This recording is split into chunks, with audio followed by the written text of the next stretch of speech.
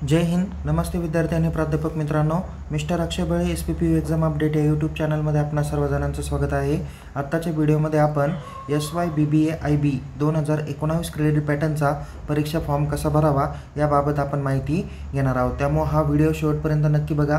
आवडल्यास या व्हिडिओला लाईक करा, शेअर करा. अधिक माहितीसाठी आपण आपल्या टेलिग्राम चॅनलमध्ये सहभागी व्हायला विसरू नका. तुम्हाला जर का परीक्षा फॉर्मबाबत तसेच परीक्षेबाबत अद्ययावत माहिती मिळवायची असेल तर आपण आपल्या यूट्यूब चॅनलला सबस्क्राईब करा आणि टेलिग्राम चॅनलमध्ये सहभागी व्हा. लिंक डिस्क्रिप्शन बॉक्समध्ये देण्यात आलेली आहे. चला तर मग सुरुवात करूया की हा फॉर्म कसा भरायचा. फॉर्म भरण्यासाठी सगळ्यात अगोदर आपण unipune.ac.in या ऑफिशियल होम पेजला जा. तिथे तुम्हाला ॲडमिशनच्या इथे एक्झामिनेशन म्हणून टॅब दिसेल. या टॅबवरती क्लिक करा. नंतर या पद्धतीने एक्झाम ऑनलाईन टॅब दिसेल तुम्हाला. थोडंसं खालती स्क्रोल करा. तिथे स्टुडंट सेक्शनमध्ये 4 नंबरला एक्झाम फॉर्म ऑनलाईन दिसेल. यामध्ये क्लिक करा. यामध्ये क्लिक केल्यानंतर एक्झाम फॉर्म ऑनलाईन म्हणून टॅब दिसेल. थोडंसं आणखीन स्क्रोल केलं तर इथे तुम्हाला 1 ते 8 पद्धतीच्या लिंक तुम्हाला बघायला भेटतील. यापैकी कोणत्याही एखाद्या लिंकवर तुम्ही क्लिक करू शकता. क्लिक केल्यानंतर या ठिकाणी तुम्ही तुमच्या एक्झामच्या डेट्स बघायला विसरू नका. तुमचे फॉर्म कधी झाले आणि फॉर्म तुम्हाला कधीपर्यंत भरता येईल हे तुम्ही काळजीपूर्वक बघा. त्याच्यात सुट्टी आणि बाकीच्या सर्व गोष्टी विचारात घेऊनच तुम्ही तुमचा फॉर्म लवकर भरला पाहिजे आणि परीक्षा विभागात फीसह तुम्ही जमा केला पाहिजे. जर फॉर्म भरताना काही तांत्रिक अडचणी आल्या तर कॉलेजला ह्या examsupport@pun.unipune.ac.in या मेलला मेल करायला सांगा. ओके. थोडंसं खालती स्क्रोल केल्यानंतर इथे आपल्याला proceed to log in tab दिसेल. तो प्रोसीड टू लॉग इन टॅबला आपण क्लिक करण्यापूर्वी इथे जर का तुम्ही बघितलं आता ह्या याच्या जे काही परीक्षा आहे त्या ऑक्टोबर-नोव्हेंबर 2024च्या आहे आणि इथे BBAचा जो काही फॉर्म आहे किंवा BBA IBचा फॉर्म आहे तो भरण्यासाठी 22 सप्टेंबरपर्यंत विदाऊट लेट फीची डेट आहे आणि लेट फीसह 26 सप्टेंबरपर्यंत दिलेली आहे. सो बॅक साईडला आल्यानंतर इथे प्रोसीड टू लॉग इन बटनावर क्लिक करा. त्यानंतर तुम्हाला इथे स्टुडंट प्रोफाईल सिस्टीम म्हणून इथे तुम्हाला टॅब दिसेल किंवा थोडंसं खालती स्क्रोल केलं तरी चालेल. ओके. सो त्या ठिकाणी तुम्हाला इथे स्टुडंटमध्ये क्रिएट अकाउंट आणि लॉग इन बटन दिसेल. आपण आता सेकंड इयरचा परीक्षा फॉर्म भरत आहे म्हणून इथे लॉग इन बटनावर तुम्हाला काय करायचं आहे, क्लिक करायचं आहे. लॉग इन बटनावर क्लिक करा. तिथे लॉग इन बाय हे ऑप्शन दिसेल. त्या ठिकाणी तुम्हाला 2 ऑप्शन आहे, ईमेल ID आणि मोबाईल नंबर. जो यापूर्वीच्याच म्हणजे फर्स्ट इयरच्या परीक्षा फॉर्म भरताना जो मेल ID किंवा मोबाईल नंबर यूज केला दोन्हीपैकी एक या ठिकाणी काय करा, सिलेक्ट करा. जसं की या पद्धतीने मी मोबाईल नंबर सिलेक्ट केला, मोबाईल नंबर एंटर केला, पासवर्ड एंटर केला आणि इथे समोर जो कॅप्चा दिसतो तो कॅप्चा एंटर करून मी लॉग इन बटनावर क्लिक केलेलं आहे. तर जर तुम्हाला परीक्षेचा पासवर्ड माहीत नसेल तर या ठिकाणी सगळ्यात शेवटी तुम्हाला फॉरगेट पासवर्ड म्हणून ऑप्शन दिलेला आहे. त्या ऑप्शनवरती जाऊन तुम्ही काय करू शकता, पासवर्ड फॉरगेटची प्रोसेस स्टेप बाय स्टेप्स करू शकता. तुम्ही मोबाईल नंबर टाका, नॅशनॅलिटी सिलेक्ट करा, मोबाईल नंबर टाका, मेल ID आणि मोबाईल नंबरला OTP येईल. दोन्हीपैकी कोणताही एक OTP टाका आणि नवीन पासवर्ड रिसेट करून पुन्हा लॉग इन बटनावर येऊ शकता. सो आपण इथे लॉग इन करूया. लॉग इन बटनावर क्लिक केल्यानंतर इथे तुम्हाला स्टुडंट प्रोफाईलचा डॅशबोर्ड दिसेल. इथे तुमचा कोर्स एनरोलमेंटमध्ये PRN number, eligibility number, course name दिसेल, कॉलेज नेम किंवा बाकीचीही पर्सनल माहिती तुम्हाला भेटेल. तर थोडंसं इथे उजव्या बाजूला काय करा, स्क्रोल करा. ओके. उजव्या बाजूला स्क्रोल केल्यावर इथे डॅशबोर्डमध्ये ॲक्शन कॉलम तुम्हाला बघायला भेटेल. ह्या ॲक्शनमध्ये तुम्हाला अपडेट ABC ID आणि एक्झाम फॉर्म ह्या 2 टॅबचा वापर करून तुम्हाला फॉर्म भरायचा आहे. तर या अपडेट ABC ID मध्ये जाऊन तुमच्याकडे आत्ता अवेलेबल असलेला ABC ID जो आहे तो या ठिकाणी तुम्ही एंटर करा. जर या अगोदरच्या एक्झाममध्ये एंटर केलेला असेल तर आत्ता पूर्ण करण्याची आवश्यकता नाही, पण एकदा व्हेरीफाय तुम्ही करून घ्या. जर अपडेट करायचा असेल तर या ठिकाणी या टॅबचा वापर करा. ABC ID कसा काढायचा, तो कशा पद्धतीने अपडेट करायचा, पाठीमागच्या वर्षी जर का तुम्ही युनिव्हर्सिटी SPPU सिलेक्ट केली नसेल तर ती कशा पद्धतीने करायची या संदर्भात माहिती देणारा व्हिडिओ या व्हिडिओच्या डिस्क्रिप्शन बॉक्समध्ये दिलेला आहे. तो व्हिडिओ देखील तुम्ही काळजीपूर्वक बघू शकता. सो आता आपण काय करूया, इथे एक्झाम फॉर्मवरती क्लिक करूया. एक्झाम फॉर्मवरती क्लिक केल्यानंतर पुन्हा या पद्धतीनं तुम्हाला एक्झाम फॉर्म डेट्स वगैरे दिसतील. तर इथे प्रोसीड बटन दिलेलं आहे, त्या प्रोसीड बटनावर क्लिक करा. प्रोसीड बटनावर क्लिक केल्यानंतर इथे तुम्हाला फॉर्म भरण्यासाठी 2 ऑप्शन येतात. एक आहे फर्स्ट इयर आणि दुसरा आहे अदर दॅन फर्स्ट इयर.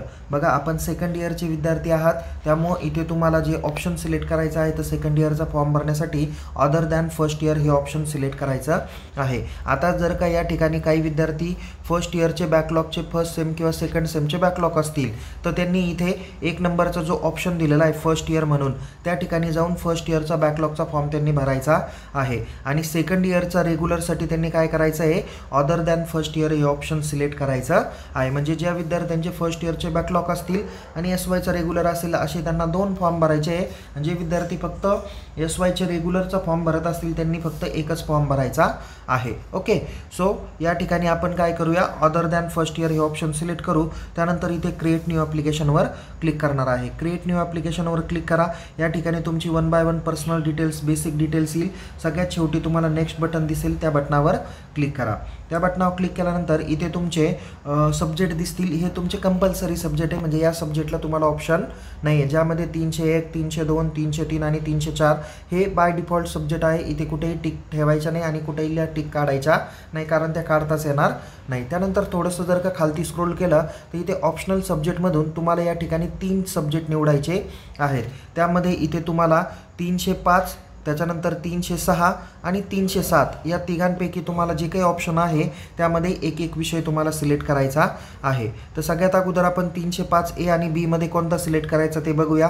हा जो काही विषय आहे तो तुमच्या लँग्वेजच्या रिलेटेड आहे. म्हणजे तुम्हाला फॉरेन लँग्वेज असतात त्यापैकी आता बाकीच्या सगळ्या रिमूव्ह केल्या. आता फक्त 2च लँग्वेज त्यांनी दिलेल्या आहे, एक तर फ्रेंच आणि दुसरा आहे जर्मन. तर जसं की तुम्हाला जर्मनमधून द्यायचं असेल तर तुम्ही या ठिकाणी जर्मन लँग्वेज या ठिकाणी तुम्ही सिलेक्ट करू शकता. त्यानंतर 306A आहे supply chain management plus business exposure viva आणि किंवा व्हायवा SPPU घेईल या पद्धतीचा आहे. किंवा 306B लॉजिस्टिक मॅनेजमेंट आहे. म्हणजे एक तर तुमचं सप्लाय चेन किंवा लॉजिस्टिक मॅनेजमेंट या दोघांपैकी एक विषय तुम्हाला सिलेक्ट करायचा. जसं मी इथे 306A सिलेक्ट केला. त्यानंतर 307AM आणि 307-2N यामध्ये तुम्हाला एक विषय सिलेक्ट करायचा आहे. जसं की या ठिकाणी हा विद्यार्थी आता basic course in environmental awareness 3071M हा विषय काय करणार आहे, सिलेक्ट करणार आहे. ओके, सो या ठिकाणी तुमचा या ठिकाणी विद्यार्थी मित्रांनो तुम्हाला 305AB मधला कोणता विषय घ्यायचा, 306AB मधला कोणता घ्यायचा, 307AM आणि 2N मधला कोणता विषय घ्यायचा या संदर्भात आपण आपल्या महाविद्यालयाशी संपर्क करायला हवा. आता हा जो काही विद्यार्थी आहे तर यांनी कोणकोणते विषय सिलेक्ट केले तर या पद्धतीने बघा. म्हणजे या ऑप्शनल सब्जेक्टमधल्या तुमच्या 3 टिक मार्क कंपल्सरी येणं अपेक्षित आहे. जसं की इथे त्यांनी 305B घेतला, 306A घेतला आणि 307AM घेतला. हे तिन्ही विषय सिलेक्ट करून त्यांनी सेव्ह आणि नेक्स्ट बटनावर त्याला क्लिक करायचं आहे. क्लिक केल्यानंतर या पद्धतीने तुम्हाला एक्झाम फीची डिटेल्स येईल, ज्यामध्ये तुम्हाला प्रोजेक्ट रिपोर्टची 510 रुपये फी आली का नाही ती काळजीपूर्वक बघा.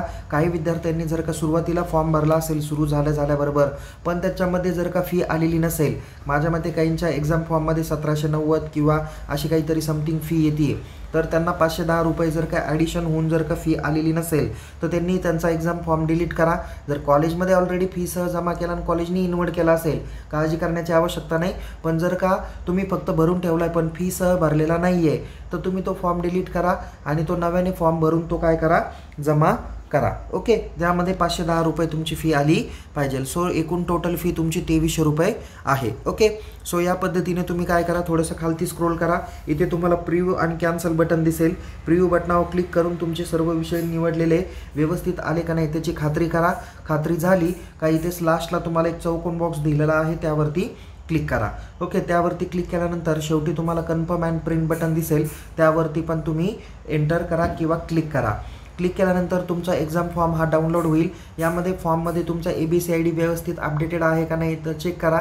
जर तो चुकीचा असेल तर तुम्ही अपडेट ABCID मध्ये जा, तो अपडेट करा आणि पुन्हा रिप्रिंट घ्या. तुमच्या एक्झाम फॉर्ममध्ये तो नव्याने ABCID इन्क्लूड होणार आहे. तर तुमच्या एक्झाम फॉर्ममध्ये जवळजवळ 7 सब्जेक्ट येणं अपेक्षित आहे आणि इथे टिकमार्क वगैरे व्यवस्थित सगळ्या दिलेल्या आहे. माझ्या मते कुठेही यामध्ये चूक झालेली नाही आहे. तर एकूण फी 2300 रुपये आहे. या एक्झाम फॉर्मच्या सेकंड पेजवर तुम्हाला लास्टला तिथे सिग्नेचर ऑफ द कॅन्डिडेट दिलेला आहे, तर तिथे तुम्ही काय करा, सिग्नेचर करा. आणि हा फॉर्म तुमच्या कॉलेजच्या HOD असतील, सब्जेक्ट टीचर किंवा कन्सर्न फॅकल्टी मेंबर्स असतील त्यांच्याकडून तुम्ही चेक करा आणि अकाउंट डिपार्टमेंटमध्ये रिलेटेड डॉक्युमेंट्ससह आणि फीसह जमा करा. यामध्ये तुमचा फर्स्ट इयरचा रिझल्ट लागेल, जो सेकंड सेमचा असेल तो रिझल्ट लागेल, म्हणजे फर्स्ट आणि सेकंड सेमचा कंबाईन असेल तोच रिझल्ट लागेल. आणि ABCIDची झेरॉक्स द्यायला विसरू नका. हे 2 महत्त्वाचे डॉक्युमेंट तुम्ही एक्झाम फॉर्मसोबत अटॅच करा आणि फॉर्म तुमच्या परीक्षा विभागात काय करा, जमा करा. तर या पद्धतीने तुम्ही परीक्षा फॉर्म भरू शकता.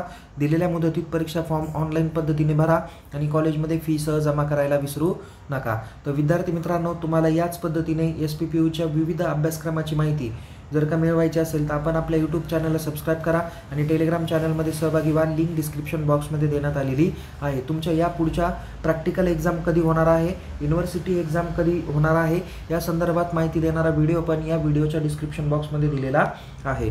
तर विद्यार्थी मित्रांनो, पुन्हा भेटूया एका नवीन विषयासह, नवीन व्हिडिओसह. तोपर्यंत तुम्ही या यूट्यूब चॅनलला सबस्क्राईब करा आणि टेलिग्राम चॅनलमध्ये सहभागी व्हा. लिंक डिस्क्रिप्शन बॉक्समध्ये दिलेली आहे. तुम्हाला येणाऱ्या परीक्षेसाठी खूप खूप शुभेच्छा. Take care. जय हिंद. धन्यवाद.